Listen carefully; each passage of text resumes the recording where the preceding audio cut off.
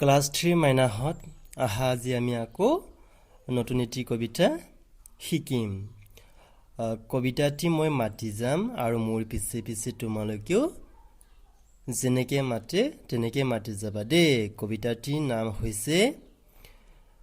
10 little ফিংগাৰ্স